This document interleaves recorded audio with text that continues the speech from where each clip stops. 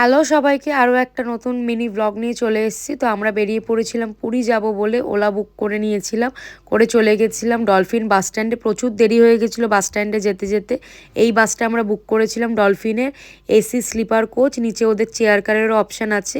মোটামুটি সবাই ঘুমিয়ে পড়েছে, এত লেট হয়ে গেছে যেতে যেতে বাস স্ট্যান্ডে যে ভিডিও করতে পারিনি পুরো ভালোভাবে।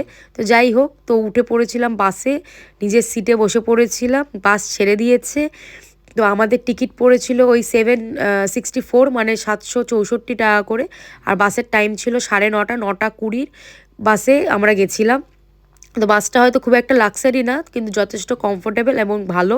তো আর একটা ইনফরমেশান দিয়ে রাখি, এই বাসে উঠলে 9:30 বাস হলেও ডিনারটা তোমাকে গাড়িতেই করতে হবে। কারণ কোনো জায়গায় ডিনারের জন্য টাইমিং দেবে না, ওয়াশরুমের জন্য টাইম দেবে, কিন্তু ডিনারের জন্য টাইম দেবে না। যাই হোক, ডিনারটা করে এবার ঘুমিয়ে পড়বো। রাতে খুব ভালো ঘুম হয়েছে, তার ছাপ আমার মুখেই দেখা যাচ্ছে। সত্যি খুব ভালো ঘুম হয়েছে। তো আমরা চলে এসেছিলাম ভুবনেশ্বর, মানে ভুবনেশ্বর ঢুকছি আর কি। এইটা হলো ভুবনেশ্বর সিটি। সত্যি কথা বলছি, ভীষণ সুন্দর সিটিটা, ভীষণ পরিষ্কার, ভীষণ অর্গানাইজড, মানে ওয়েল অর্গানাইজড সিটি বলতে পারো। আমি কলকাতার মেয়ে হয়েও বলছি, আমার কলকাতার থেকে অনেক অনেক বেশি বেটার লেগেছে এই ভুবনেশ্বর সিটিটা। হয়তো ছোট হতে পারে সিটিটা, কলকাতার মতো এত বড় নয়, কিন্তু আমার অনেক সুন্দর লেগেছে, খুব ভালো। ওখানে না একটা আলাদাই শান্তি ছিল। যাই হোক, হোয়াট এভার, আমরা পৌঁছে গেছি বাস স্ট্যান্ডে, পুরীর বাস স্ট্যান্ডে।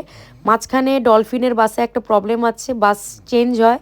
আমাদের ভুবনেশ্বর থেকে বাসটা চেঞ্জ হয়েছিল, ওরাই অ্যারেঞ্জ করে দিয়েছিল, মানে ভুবনেশ্বরে নামাবে, তারপর আরেকটা বাস করে দেবে পুরী যাওয়ার জন্য।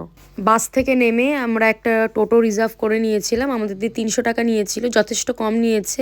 একটু বার্গেটিং করে নিও যখন টোটো বুক করবে, কারণ পুরীতে অনেক রকম টোটোওয়ালা আছে। যাই হোক, তোমার ওপর ঝাঁপিয়ে পড়বে। তো অ্যাট লাস্ট আমরা পৌঁছে গেছিলাম, মানে আমি সমুদ্র দেখে নিয়েছিলাম আর কি, আমার হার্টবিটটা বেড়ে গেছিলো, আমি সমুদ্র ভীষণ পছন্দ করি। তো কেন বললাম 300 টাকা কম নিয়েছে টোটো ভাড়া, কারণ আমাদের হোটেলটা ছিল অনেক দূরে। আমাদের হোটেলটা ছিল হচ্ছে লাইট হাউসের দিকে। অ্যাকচুয়ালি ওটা হোটেল বললে চলে না, ওটা অ্যাকচুয়ালি একটা অ্যাপার্টমেন্ট বলতে পারো, মানে ফ্ল্যাট বলতে পারো। নেক্সট ভিডিওতে আমি হোটেলের ইনফরমেশানগুলো দিয়ে দেবো। পুরো ভিডিওটা দেখার জন্য থ্যাংক